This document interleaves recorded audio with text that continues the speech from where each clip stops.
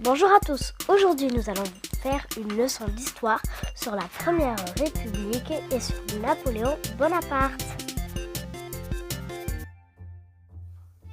La Première République. La Révolution et l'Empire. Avant la Révolution.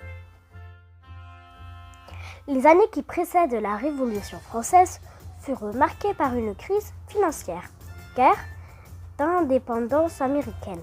Les tentatives de réforme de l'impôt échouèrent. Le peuple ne pouvait plus absorber de nouveaux impôts, accablé qu'il était par les récoltes catastrophiques de l'année 1788. États généraux et fin de l'Ancien Régime.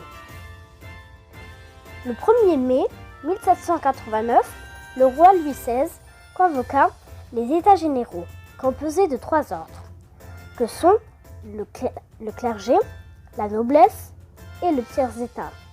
Chaque paroisse rédigea ses cahiers de doléances. Le peuple souhaitait la séparation des pouvoirs, aimant la fin de la monarchie.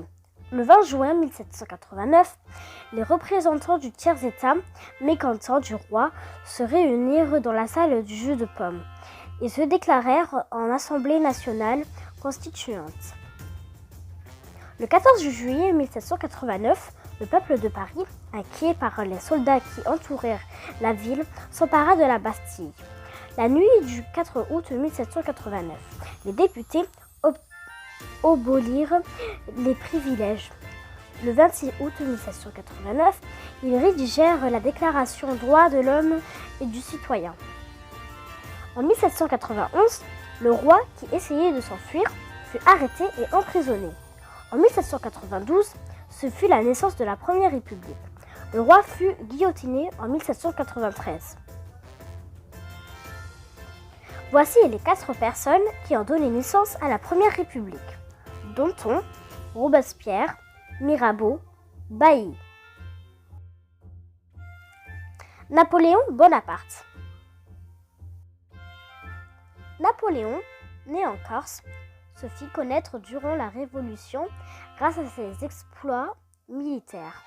En 1793, il fut nommé général à 24 ans. Il accéda au pouvoir en 1799 et devient premier consul. Napoléon Ier et l'Empire.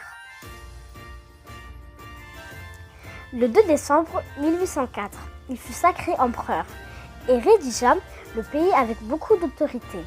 Il laissa à la France une organisation, le lycée, le baccalauréat, le code civil, la Légion d'honneur, les départements, etc. Napoléon mena également de nombreuses guerres contre les pays d'Europe et remporta d'extraordinaires victoires.